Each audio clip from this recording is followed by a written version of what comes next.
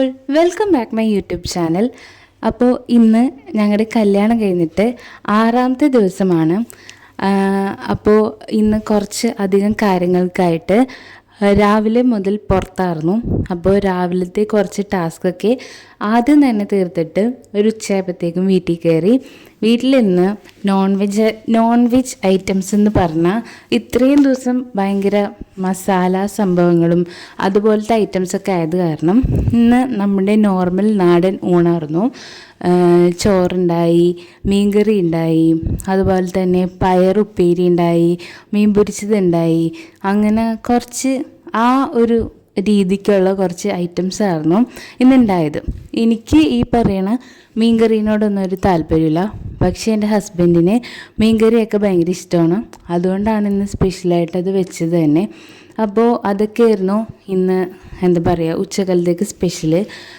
മൂന്നാലല്ല, ഈ ഒരു ആഴ്ച ഫുൾ ഈ പറയുന്നോട്ട് ചിക്കൻ, ബീഫ് സംഭവങ്ങളൊക്കെ ആയിരുന്നു. അപ്പോൾ അതൊക്കെ മാറ്റി ഇന്ന് നല്ലൊരു നാടൻ ഫുഡായത് കാരണം തന്നെ ആളും നന്നായിട്ട് കഴിച്ചു.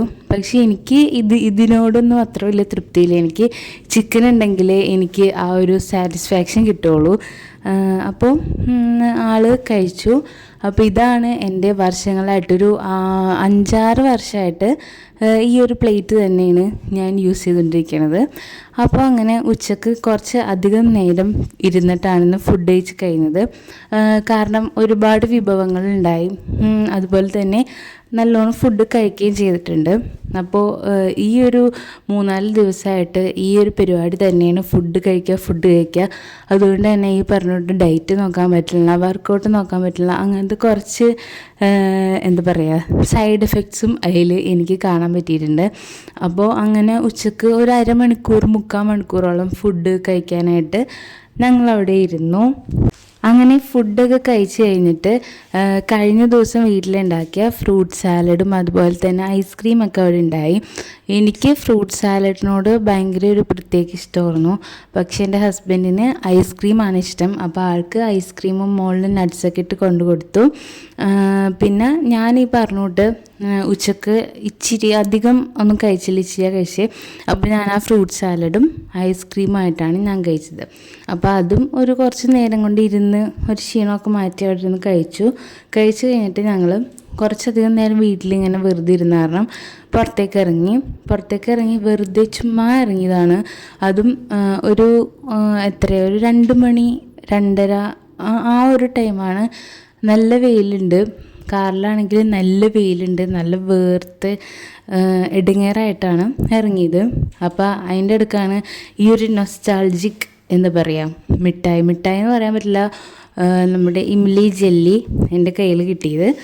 അപ്പോൾ അതും എടുത്തു. എന്നിട്ട് ഞങ്ങൾ നേരെ ഈ ഒരു സ്പോട്ട് എന്ന് പറയുന്നത്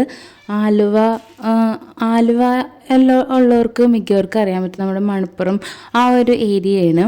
അപ്പോൾ അങ്ങനെ കുറച്ച് നേരം അവിടെ അതുപോലെ സ്പെൻഡ് ചെയ്തിട്ട് അവിടെ കുറേ ഗ്രൗണ്ടും നമ്മുടെ മണപ്പുറം ആ ഒരു ഭാഗത്ത് പുഴ ഗ്രൗണ്ട് അങ്ങനെ കുറച്ച് ഒഴിഞ്ഞ കുറച്ച് പ്രദേശങ്ങളുണ്ട്, അവിടെയൊക്കെ വെറുതെ പോയി നിന്നു. നല്ല വെയിലായിരുന്നു.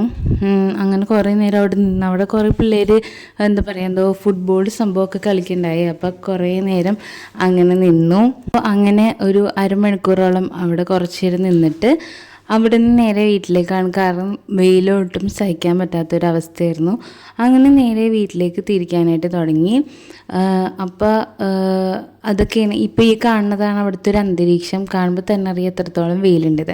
ശേഷം വീട്ടിൽ വന്ന ഡ്രസ്സൊക്കെ മാറി വിരുന്ന് പോക്ക് കുറച്ച് അടുത്തല്ലായിരുന്നു, കുറച്ച് ദൂരത്തായിരുന്നു. അപ്പോൾ അതിനു വേണ്ടി ഞാനും ഹസ്ബൻഡും അതുപോലെ തന്നെ എൻ്റെ അനിയനും ഉണ്ടായിരുന്നു. അപ്പോൾ ഞങ്ങൾ 3 പേരാണ് ഇറങ്ങിയത്. അപ്പോൾ ഇറങ്ങി ആദ്യം ഒന്ന് വഴി തെറ്റി, കാരണം ഞങ്ങൾ ഒറ്റയ്ക്കൊന്നും ഇങ്ങോട്ട് വന്നിട്ടില്ല, പാരൻസിൻ്റെ കൂടെ അല്ലാണ്ട്.